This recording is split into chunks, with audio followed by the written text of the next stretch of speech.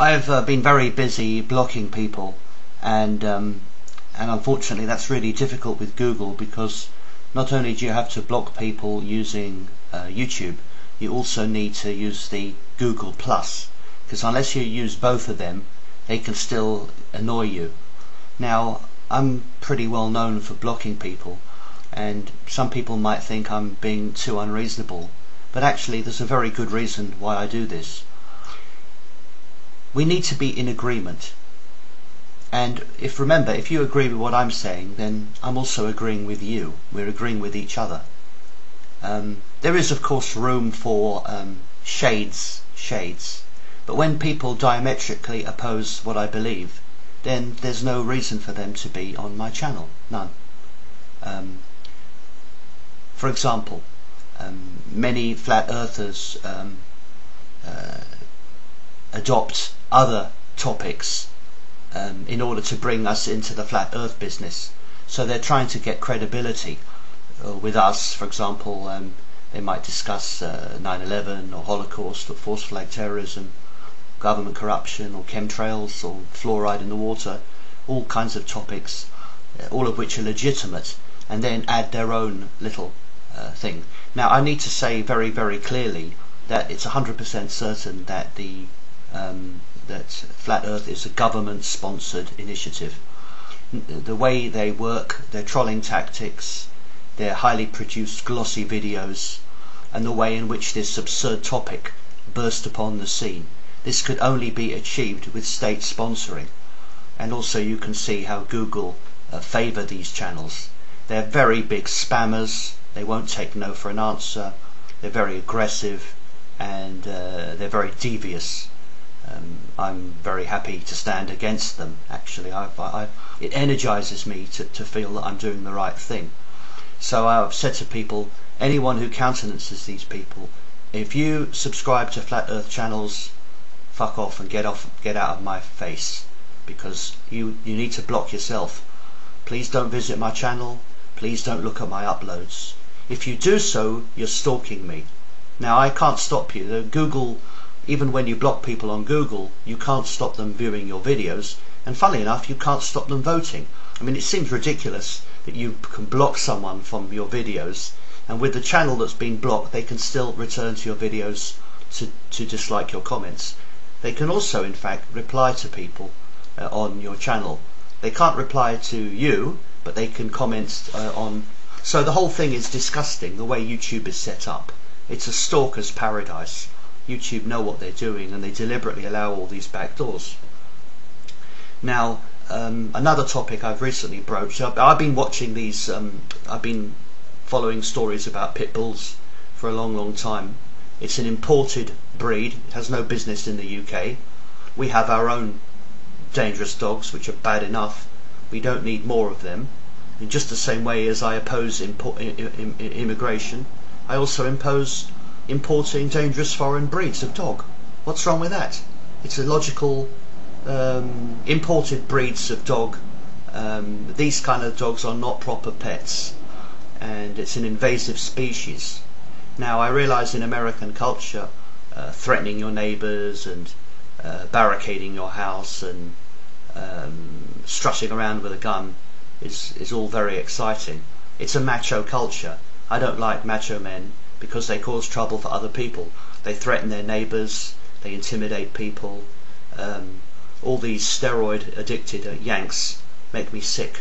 Okay, but it's your culture. Fair enough. I mean, I'm not saying what Americans should do. If Americans want dangerous dogs in their homes, that's up to them. But I live in Britain. I don't want my neighbours owning these dangerous dogs, because they threaten me, they threaten passers-by, they threaten the postman, and they make a climate of fear. I want to live in a society. I know this is not what Americans want. I want to live in a society, a peaceful society, where people are friendly, where you can visit your neighbour, you know, with their permission, of course. You know, a happy society. We're never going to get that with pit bulls. Right, so when I did this upload of pit bulls, many people who previously had made good comments on my channel expose themselves as being arseholes. Because just like I was saying about a soup is only as good as the worst ingredient. Okay, this upload on dogs, dangerous dogs, which is not a typical upload for me. I do like to cover various topics. I've been reading stories for several years about dog attacks on children, delivery drivers, old people, and so on. These dangerous breeds of dogs, which are bred for fighting. Okay, and I don't give me any shit about them being lovely and cuddly, and we all know that dogs will behave badly or well to a certain extent according to the nature of their owner. But the reality is that the sort of people who want to own dangerous dogs are usually violent and aggressive people. That's a fact. So the fact that, I mean, no doubt if a nice person adopted a pit bull, the pit bull would be fairly well behaved. But why would a nice person want a pit bull when there's so many other lovely breeds available? Breeds that are not bred specifically for fighting. This is not fucking America. If you want to live in a trailer in Alabama, by all means do so. Keep your fucking dogs to yourself and live in a